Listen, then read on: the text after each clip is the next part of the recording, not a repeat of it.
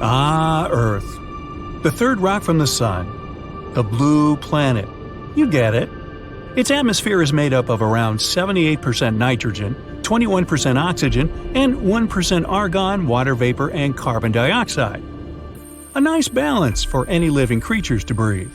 The weather here is also perfect for life to exist, unlike places like Saturn, Mercury, or any other celestial object in our solar system.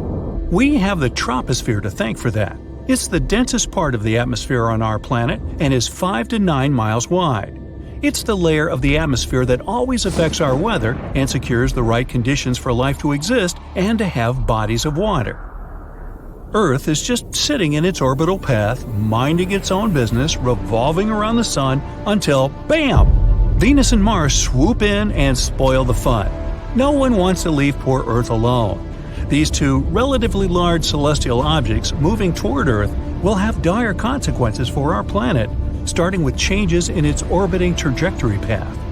The planet's orbits in the solar system have to maintain the right balance so that nothing goes haywire. Of course, if any large object approaches Earth, it would throw our orbiting path off course. The planets will revolve around each other, which will cause plenty of natural disasters on our lands. This will also affect our rotation timing, potentially slowing it down. Days will not flow but drag by. Animals that rely on daytime will need to readjust their biological clocks. Nocturnal animals will also need to figure out how to cope with the long nights. Humans have adjusted pretty well to the 24 hours a day timing. Time itself is just a human construct to measure things. We'll have a tough time sleeping and adjusting to the stretched day. Marine animals rely on the natural current flow to migrate around the oceans. With Mars and Venus crashing the party, it looks like they will also need to find new paths. Birds migrating to other lands throughout the year will also be confused and not know what to do. In general, the Earth's temperature will rise, and massive heat waves and permanent climate changes will occur. This brings us to our next issue, the heat. The radical temperature rise will turn everything into a barren desert. It'll be summer all year long, especially if Venus is in the picture. Most of the planet will dry up and won't be suitable for growing crops. Venus is hot, really hot. Even though it's not the closest planet to the Sun, it's still the hottest. The temperatures on Venus are close to 900 degrees Fahrenheit, which will melt you like an ice cube. The lands on Venus are generally flat, probably due to the temperatures. It's mainly hot because its atmosphere is thick and traps the hazardous gases inside. If Venus inches its way towards us, it'll invite those gases to our atmosphere and compromise it. Mars, or the red planet as we know it, is very cold. That might stay the same if it starts rotating around us. It's also home to the largest dormant volcano in our solar system, which makes Mount Everest look like a tiny bush compared to a tree. With so much instability, it might just wake up one day and spew out molten lava. Mars has a very thin atmosphere, which makes the planet chilly. Its gravity is quite similar to ours. It's actually very cold and has ice caps in the poles covered with carbon dioxide. The same's true for Mercury. You can only last there as long as you can hold your breath and be in the sweet spot between the sunrise and sunset. The three planets orbiting each other will eventually collide. It's just a matter of time. And the Moon, just hanging out like a fly on the wall, will be so insignificant that something will eventually throw it off course and another planet will capture it to its orbit. Or, in the most dire case, it will collide with one of the two intruding planets. Earth will experience extreme tidal waves like nothing before. The two new planets revolving around Earth will cause a major imbalance, making our gravity shift out of control.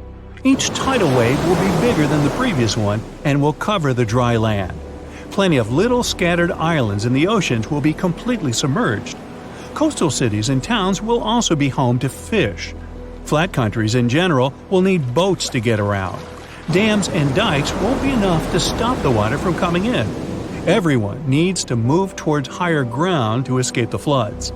With the climate getting hotter, the polar caps will melt like ice cream on a sweltering summer day and add to the water level rising. Within a few months, the whole Arctic will be nothing but liquid. But wait, there's more! The crust will wear out due to the instability of the Earth's surface and fluctuating gravity. The Earth's crust is mainly made up of oxygen, which means we're basically walking on air.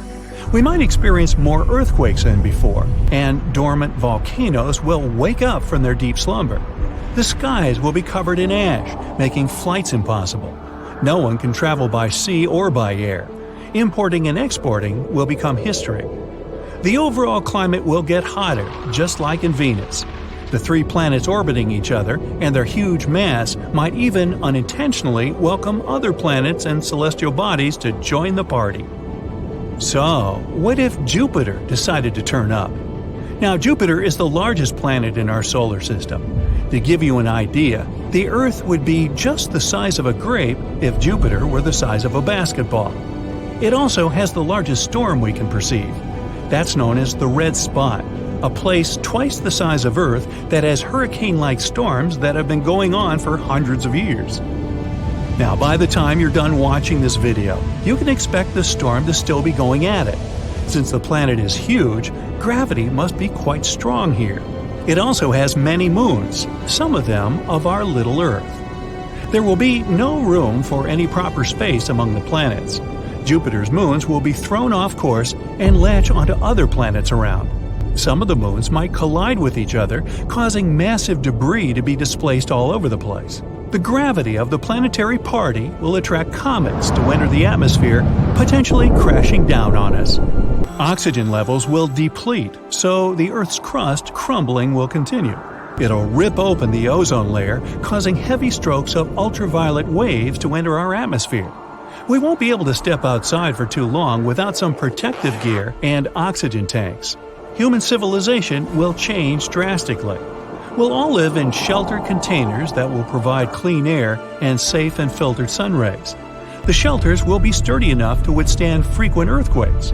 We will grow only enough crops to sustain ourselves until we leave the Earth. Since it'll only be a matter of time before the planets collide, the next step would be to create large rocket ships to fly us out of the Earth. With Mars, Venus, and Jupiter revolving close to us, it won't be easy to do so. All the space debris will be blocking us from exiting the space zone area. The only safe place outside this region will be many millions of miles away, where only single planets exist. They may or may not have the conditions to host life, but humans will have the technology to land just about anywhere with similar gravity and construct the right shelters. Eventually, Mars, Venus, Earth, and Jupiter will collide with each other and break like eggs, like a big space omelet. Don't forget the moon's crashing and breaking in the mix, but we'll already be far, far away by then, hopefully.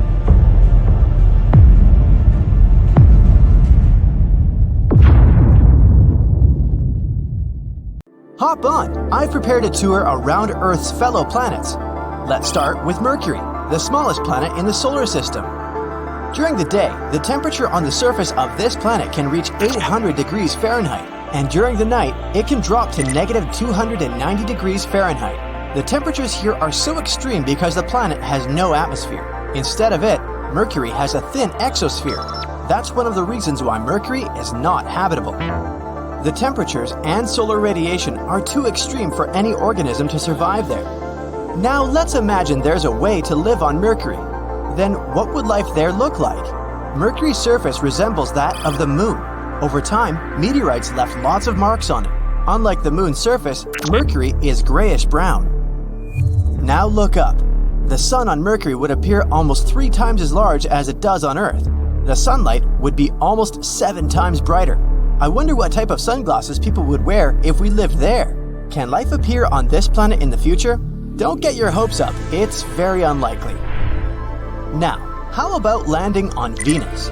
You might think the hottest planet in our solar system is Mercury since it's the closest to the Sun. But in reality, this title goes to Venus. What is it that makes Venus boil? The biggest reason is its atmosphere. It's made up almost entirely of carbon dioxide. The atmosphere is so thick that it leads to the planet warming up non-stop. Basically, the gases in the atmosphere prevent thermal radiation from leaving Venus. So, the planet simply can't cool down. The water on its surface constantly turns into vapor. If the surface of Venus was food, then its atmosphere would be the microwave. That's why the temperatures in this world can go up to 870 degrees Fahrenheit. What would it be like to live on Venus? On Earth, seasons change because of the planet's tilt, but Venus doesn't experience any significant changes throughout the year. Things are pretty constant at night and during the day too. And what about the view of the sky? The clouds on Venus appear yellow or bright white. They're mostly made of poisonous sulfuric acid, but then why does Venus appear reddish-orange when you look at it from Earth? Talking about the true colors of planets can be a tricky business. The hue of a space body might be different when you look at it from another planet. If we traveled all the way to Venus, a reddish-brown surface would welcome us. The molecules of carbon dioxide and sulfuric acid block sunlight coming into Venus's surface, hence the reddish-orange color of the planet. Oh, and did you know that Venus is often called Earth's twin? Both planets are nearly equal in size. Both have relatively young surfaces and thick atmospheres with clouds. Plus, the orbit of Venus is also the closest to Earth. That might raise a question about the possibility of life on Venus. I'm sorry to break the news, but nope. Venus is not habitable. The next destination is Mars. Unlike Venus, Mars has seasons due to the planet's tilt on its axis. It also has a secondary seasonal effect caused by its highly elliptical orbit. The southern hemisphere has colder winters and hotter summers than those in the northern hemisphere. The average temperature on Mars is negative 80 degrees Fahrenheit. But temperatures can also range from the poles to the equator, and they can change very dramatically within a single week. Still, not that bad compared to the previous two planets, huh? Is Mars habitable? The number one thing a living organism should worry about here is space radiation. Earth has a magnetic field and a thick atmosphere to protect its surface from radiation. Mars has neither. The planet's gravity is 1/3 of Earth's. So, weaker gravity and a thinner atmosphere make it harder for any living being to survive on the red planet. In 2013, NASA reported an ancient freshwater lake that could have been a hospitable environment for microbial life. This is evidence now that liquid water once flowed on Mars. This confirmation suggests that Mars could have had the necessary environment to support life. But what happened to the water on Mars? The most popular explanation is that the planet's atmosphere became too thin and cold to keep liquid water on Mars's surface. The disappearance of water might also be related to the loss of early magnetic fields. Or the reason might be the red planet's size. Mars is probably too small to keep water. So, for now, Mars is not habitable. But, scientists keep sending missions to Mars. Maybe they'll find some new information. Let's wait and see. Now, Jupiter. Have you ever wondered what it might be like to live on the biggest planet in our solar system? Jupiter's environment is an unlikely place to support life. The temperatures on this planet and its composition are too extreme for any organisms to appear there. Jupiter has layers of gas, mostly hydrogen and helium. These gases fill the entire planet. Quite literally, there is no solid surface on the planet. Gases go all the way to the core, below the surface. They become liquid and turn into plasma because the atmospheric pressure there is way more intense than any place on Earth. To put it into perspective, an organism on Jupiter has to resist 1,000 times more atmospheric pressure than it would on Earth. Can a living being survive in such conditions? Unlikely. Jupiter is completely uninhabitable. But hey, have you heard that its moon Europa might be a possible habitable zone? Change of scenery. Saturn. It's the second largest planet in our solar system. Like Jupiter, Saturn is a gas giant ball mainly consisting of hydrogen and helium. What about temperatures on Saturn? It's freezing. Plus, there are extremely powerful winds there. The winds in Saturn's upper atmosphere reach the speed of 1,600 feet per second. Let's compare them to storms on Earth to have a better understanding. The strongest hurricane ever recorded on Earth was moving at 350 feet per second. So the answer to the question, is there life on Saturn? Seems pretty obvious. Life, as we understand it, doesn't exist there. The next stop is Uranus, one of the largest ice giants. Uranus's atmosphere is dominated by ice, But it's not the only reason that causes the planet's blue color. It's also the methane in the atmosphere. It absorbs red light and reflects blue. The same goes for Neptune. Uranus is the coldest planet in the solar system. The temperatures there can be as low as -371 degrees Fahrenheit. Life on Earth needs sunlight to get energy, but there's nothing on Uranus that can produce any energy for life forms to thrive.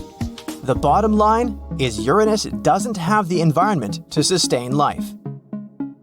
Heading for Neptune, the second ice giant. What is there on the planet furthest from the Sun? Obviously, it's incredibly chilly. There's neither a source of energy that bacterial life can exploit, nor a source of liquid water. Currently, scientists believe it's unlikely to find life on Neptune because of such unfriendly conditions. So, what makes our planet so livable? And I'm not just talking about human life, I mean any living organisms, even microbes. Life requires very special conditions to exist. All living beings need some sort of food, water, and the right temperature to develop. The atmosphere is a vital element. Humans, for instance, need oxygen to breathe, and they can only survive in temperatures that aren't extremely hot or cold. Another thing is gravity. All the other planets I've mentioned don't have exactly the same conditions as Earth. Life there would probably be different than what we have here. All living beings on Earth have adapted to our atmosphere, and life forms elsewhere would need to be able to survive in that planet's conditions. What would happen if our planet turned into two separate ones, one consisting entirely of land and the other one of water? Could we survive on any of them, and how? Well, you're lucky, because I'm going to answer this question right now. So, let's imagine that our Earth has turned into two separate planets sharing one orbit. Let's call these hypothetical planets rock and water. I know, very original. Anyway, let's start with the rock, because this one is much easier to imagine. All we should do is ask, what would happen if all the oceans on the Earth suddenly dried up? Now, we know that water is life. It covers 70% of the surface of our planet. There's so much water that even if all the oceans and seas disappeared, some of it would still be left in underground rivers, streams, and so on. But unfortunately, it would not be enough for us to survive. All sea creatures disappear. After some time, all other animals, plants, and of course, people share their fate. Completely dried forests burst into flames sooner or later and burn until there is nothing left but ashes. But hey, it's not that bad. Well, it is bad, but life can still exist in some form. There are some bacteria that make cockroaches jealous. They're able to survive absolutely any conditions. For example, extremophiles have already evolved to live without water. These little guys can survive in an incredibly hot or acidic environment without water or even sunlight. Without them, the rock becomes an empty, lifeless planet. Although, who knows? Maybe someday extremophiles will be able to evolve into some wildly cool forms that can survive literally anywhere. But for now, the rock is just a floating rock, basically. Oh wait, did you imagine a hot desert or some sort of red-hot steppes? Surprise, surprise! This planet is actually extremely cold. You see, without water, there would be no atmosphere. The atmosphere consists of a concentration of various gases, including hydrogen and oxygen. Some H and O, you know where this is going, right? Yep, no water, no atmosphere. And since it is the atmosphere that accumulates all the heat we need, the planet would be very cold without it. The contrast between cold and less cold places also becomes very sharp. You see, water is basically a climate stabilizer. The oceans absorb almost all of the heat of our sun.